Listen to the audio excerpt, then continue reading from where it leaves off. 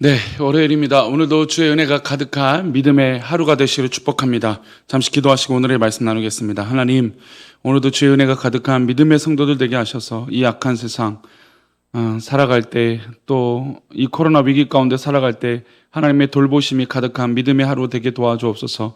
이 한 주간과 이 오늘 하루를 지켜주실 것을 믿사오며 거룩하신 예수 그리스도 이름으로 기도합니다. 아멘. 네, 오늘의 말씀은 마태복음 22장 15절의 말씀입니다. 제목은 원칙에 따라 살아가기입니다. 우리 함께 읽겠습니다. 이에 바리새인들이 가서 어떻게 하면 예수의 말에 올무에 걸리게 할까 상의하고. 아멘. 요즘 이제 대선을 앞두고 있습니다. 내년에 대선에 치르기 위해서 이제 정당마다 대선 경선 레이스 갖고 이제 당에서 대통령 후보를 뽑으려고 합니다. 이 당과 저 당에서 각 후보들의 날선 토론과 정책들이 이야기되어지죠. 근데 재밌는 걸 보면 정치인들의 모습을 보면 참 말꼬리, 그 말하는 것들의 모습들을 보게 됩니다. 그래서 한 사람이 무슨 말을 하게 되면 그 말의 꼬리를 잡고 이것이 저것이 이런저런 얘기들을 하면서 다시 한번 역전 또는 이 상황을 뒤집으려고 하는 것이죠. 어쨌든 말은 굉장히 중요합니다. 말 한마디, 과거에 내가 했던 그 말 한마디, 또 상대방이 했던 그 말 한마디가 사람을 살리기도 하고 상처를 주기도 하고 또 오해를 불러일으키기도 하고 또 진심의 마음을 전하는 이유도 될 수 있을 것입니다. 이 말은 어쨌든 사람과 사람의 소통하는 중요한 도구이죠. 말을 잘하고 내 혀를 다스리는 건 참 좋은 능력입니다. 그래서 이 말이 갖고 있는 신적 능력은, 신적 언어인 말은 우리는 뭐라고 표현하냐면 말씀이라고 하죠. 하나님의 말씀, 하나님의 말인데 그 말씀이 하나님의 말씀은 1.1획도 틀림이 없고 어떤 문제도 없고 착오도 없고 어떤 이 형상 가운데 정확한 것을 말씀하시죠. 그리고 그 말씀을 우리가 지켜내는 것이 바로 믿음의 삶의 본분일 것입니다. 사람은 말로 인해서 문제를 일으키고 상처를 만들고 어려움들이 일어나지만 하나님의 말씀은 그런 문제가 없습니다. 하나님의 말씀이 살아 숨쉬는 공동체는 인간의 말이 부분적으로 있다 하더라도 하나님 말씀이 우선으로 흘러갈 수 있도록 해야 되는 것입니다. 하나님의 말씀의 권위가 살아 있지 않은 공동체는 문제가 생깁니다. 말이 사람들에게 상처를 주고 공동체의 갈등을 불러일으키고 말썽으로 끝나는 것이죠. 사탄은 이것을 교묘하게 이용합니다. 말썽을 일으키고 사람들을 갈라놓는 것이 바로 사탄이 하는 행동입니다. 오늘 본문에도 예수님께서 말에 올무를 던지는 집단이 등장합니다. 그러니까 예수님의 말꼬리를 잡고 예수님의 말에 대해서 공격하려고 하는 집단이 등장해요. 15절 말씀인데요. 이거 보겠습니다. 이에 바리새인들이 가서 어떻게 하면 예수의 말에 올무에 걸리게 할까 상의하고. 그러니까 이 바리새인들이 예수님을 넘어뜨리려고 하는데 예수님이 하셨던 말씀들을 꼬투리 잡아서 넘어뜨리려고 하는 것이죠. 사실 저는 이제 성도들 또 우리 믿음의 사람들이 말을 실수할 수 있을 거라 생각해요. 그러면 실수할 때 가장 지혜로운 건 인정하는 겁니다. 인정은 무엇입니까? 내 말에 상처가 있을 수 있구나. 내 말에 가시가 있을 수도 있구나. 내 말에 오해가 있을 수 있구나. 미안하다 하면 됩니다.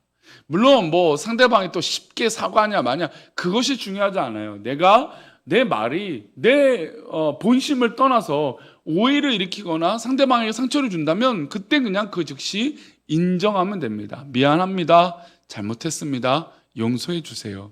내 말이 오해를 일으켰습니다 라고 하면 되는 겁니다. 말이 그만큼 어렵다라는 거예요. 근데 오늘 바리새인들은 그 말이 어려운 걸 알기 때문에 예수님의 말의 꼬투리를 잡아서 올무에 넘어뜨리려고 하는 의도를 가지고 지금 예수님께 접근했습니다. 아무것도 없는데 부풀립니다. 말의 올무를 만들면 그럴 수도 있죠. 사실 내가 했던 말을 진짜 본심을 다 알고 맥락이 있는데 그냥 어느 한 부분만 딱 잘라서 당신은 그렇습니다. 사실 그래서 제가 설교를 할 때마다 조심스러운 건 그거예요. 제가 가끔 쭉 설교를 하다가 이런 명제를 딱 주는데 아닐 수도 있다라고 하는 이유를 바로 붙이는 건 요즘의 편집이 또 요즘에 그 말을 자르는 게 이 부분만 자르면 말이 오해를 일으키기 충분하기 때문이에요. 그래서 제가 바로 이런 경우는 아닐 수도 있다라고 하는 전제로 말씀을 꼭 드리는 이유가 바로 그런 부분이에요. 그러나 지금 우리야 뭐 그런 영상이나 증거들이 많으니까 그렇지만 지금 이들은 없잖아요. 그런 증거가. 그러니까 저 사람이 들었다면 그 말이 증거가 될 수 있어요. 부풀려 버리면 뭐 한도 끝도 없이 부풀릴 수밖에 없는 것이죠. 이런 올무가 예수님께 계속해서 쫓아오고 있었습니다. 바리새인들은 어떤 말에 올무를 던졌을까요? 16절 한번 보겠습니다. 자기 제자들을 헤롯 당원들과 함께 예수께 보내어 말하되 선생님이여 우리가 아노니 당신은 참되시고 진리로 하나님의 도를 가르치시며 아무도 꺼리는 일이 없으시니 이는 사람을 외모로 보지 아니하심이니이다. 이 말씀을 보면 왠지 이 바리새인들이 예수님을 인정하고 칭찬하는 것 같습니다. 그런데 바로 독과 올무는 바로 여기 있어요. 예수님을 인정하는 것처럼 보이지만 예수님이 어떤 말 한마디만 하면 바로 올무에 가서 넘어뜨리려고 하는 의도가 있다라는 것입니다. 교만을 일으키는 건 무엇일까요? 바로 칭찬이죠. 지금 이 바리새인들은 예수님을 칭찬합니다. 선생님이 우리가 아노니 당신은 참되시고 진리로 하나님의 도를 가르친다. 얼마나 정확한 말이고 확실한 말입니까? 그러나 이들의 의도는 칭찬을 통해서 예수님을 넘어뜨리려고 하는 의도가 있다라는 겁니다. 주님께서 하신 일은 사실 참되고 진리입니다. 진리의 말씀으로 백성들을 가르치시죠. 이들의 한 말은 틀림이 없지만 의도가 아니라는 겁니다. 주님은 사람을 외모로 보지 않으시고 꺼리는 일이 없으십니다. 심지어 죽은 자의 시체를 손을 대어 살리시고 나병 환자의 몸에 손을 대서 그를 고쳐주셨습니다. 엄청난 일이지만 하지만 이들은 예수님의 칭찬을 늘어놓음으로써 칭찬의 약한 것을 잘 알기에 칭찬을 통해서 예수님을 넘어뜨리려고 하는 의도가 있었습니다. 그런데 칭찬은 칭찬으로 그칠까요? 그렇지 않습니다. 칭찬이라고 하는 씨앗이 듣는 사람 마음에 뿌려지고 이 마음이 커지면 무엇이 되냐면 교만이 생겨요.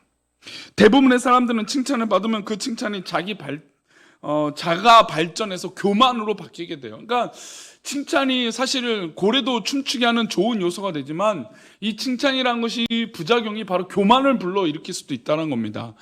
자기 만족하게 되고 나는 됐어라고 하는 그때부터 바로 교만하다라는 것이죠. 그래서 사실은 계속해서 연구하고 말씀을 읽고 묵상하는 게 바로 우리의 삶입니다. 물론 예수님은 이런 칭찬에 넘어지지도 않고 교만해지시지도 않을 겁니다. 그러나 바리새인들은 이런 방법을 늘 써왔다는 겁니다. 저 사람을 칭찬해주고 막 치켜 세워주면 그 사람 스스로 넘어진 것들을 너무 많이 봐왔기 때문이에요. 이 사탄의 올무에 걸리지 않으려면 마음을 우리는 다잡아야 됩니다. 그렇지 않고 칭찬을 당연히 여기고 사람들이 인정하는 걸 당연히 여기고 목사님이 말하는 것이 진짜 칭찬이고 전부인 것처럼, 물론 저는 격려와 인정을 자주 하는 편인데 이게 어떤 신앙인의 100점이 아니라는 것이죠. 격려합니다. 부족해도 격려하는 게 목사의 모습이죠. 그러니까 앞으로 우리가 또 어떻게 살아가야 될까에 대한 고민들을 우리가 해야 되는 것입니다. 그리고 이 바리새인은 두 번째 올무를 던져요. 17절 볼까요? 그러면 당신의 생각에는 어떠한지 우리에게 이르소서. 가이사에게 세금을 바치는 것이 옳으니까 옳지 아니하니까 하니. 자, 세금 문제예요. 참 지금 현대에도 이 세금 문제 너무나 쉽지 않아요. 지금 교회에다가 세금을 매기는 것과 지금 종교인에게 세금을 매기는 건 다른 문제예요. 종교인은 지금 세금을 내고 우리 교회도 세금을 다 내고 있습니다. 근데 이제 교회 법인에게 세금을 매기면 여러 가지 사회적 부담감이 생겨요. 이게 지금 세상 사람들은 잘 모르는 건데 교회는 지금 세금을 내지 않아요. 물론 이제 우리는 물건을 사고 부가세를 다 지불하고 있기 때문에 사실 세금을 내고 있는 거나 마찬가지입니다. 근데 문제는 사람들의 인식에 왜 교회는 저 세금을 안 내느냐. 근데 두 가지 문제가 있어요. 첫 번째는 성도들이 이미 세금을 뗀 것으로 헌금을 한 것이기 때문이에요. 그 헌금은 교회에다 목적 자체가 선의, 공의를 위해서 쓰인 돈이라는 것이죠.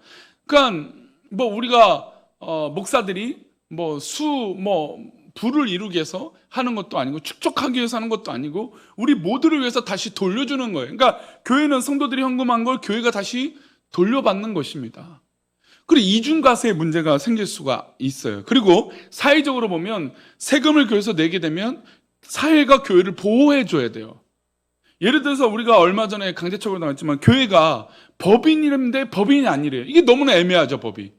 교회는 종교법인인데 실제적으로 뭐 경제보상법으로 따지면 종교법인이 아니에요. 이게 무슨 웃기는 일이죠.